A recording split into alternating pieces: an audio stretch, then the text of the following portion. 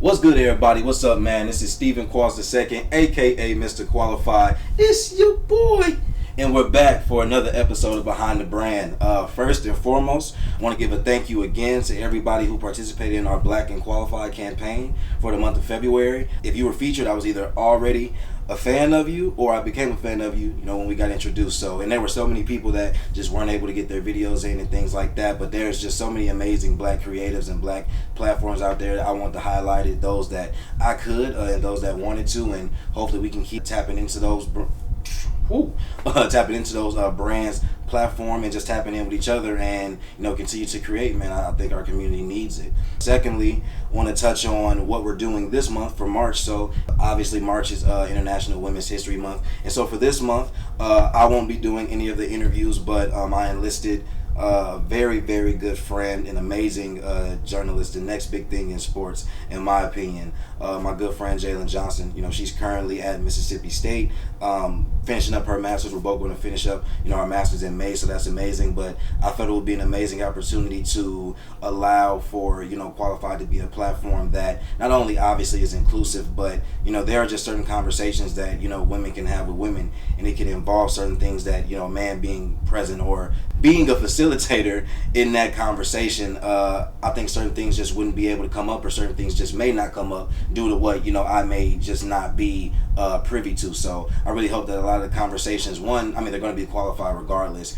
but two, I hope that there's a space where women can really have these conversations with women that they wouldn't be able to have if a male was interviewing them. So I'm really excited for the rest of the month. I'm really excited for y'all to see more of Jalen, get to see her interview style and get to see what she brings to the table, and just still get to see some amazing guests who will all be women, by the way, in the month of March. So definitely want to let y'all know that. Now to the actual nitty gritty of today's Behind the Brand episode.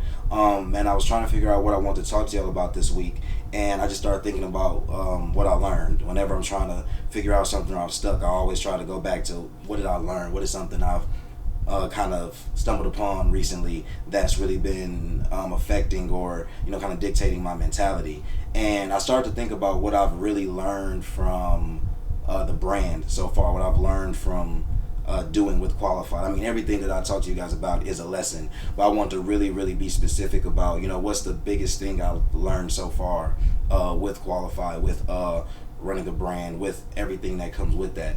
And I think it's safe to say that the biggest thing that I've learned is forgiveness, which I guess might seem a little bit crazy to some people, but honestly, and I'll start with me. Like there's so much I had to forgive myself for, because you hold yourself to a certain standard, and I don't know how many people are like me, but I hold myself to a very high standard. So there's always this expectation and this goal that I have, and it's not to say that it's unattainable or that I don't reach it, but there's a threshold I feel like I should never be below.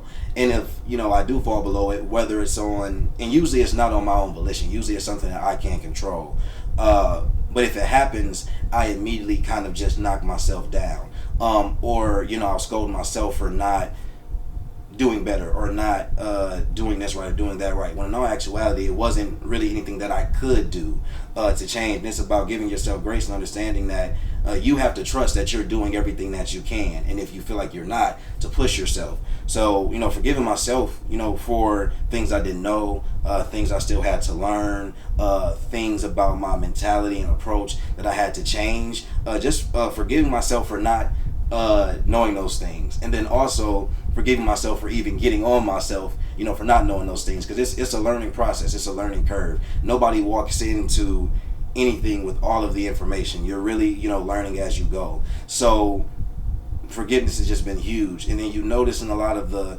stories people are telling on the platform, they may not have said it explicitly, but there's a lot of forgiveness in your journey. I think a lot of people are their own harshest critics, and there's a lot you have to forgive yourself for, because there are already a lot of people that won't give you grace. There's already a lot of people that won't give you the benefit of the doubt. There's already a lot of people that won't support you.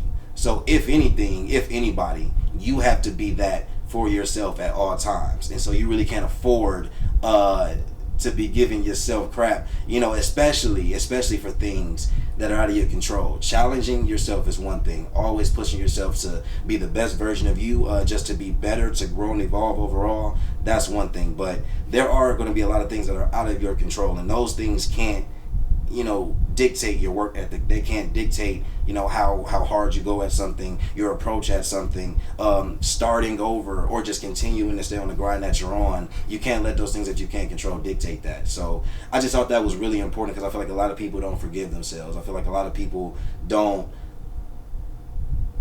they can't separate where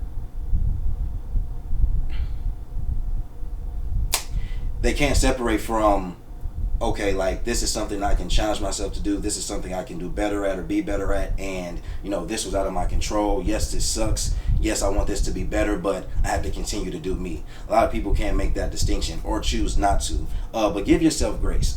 Forgive yourself.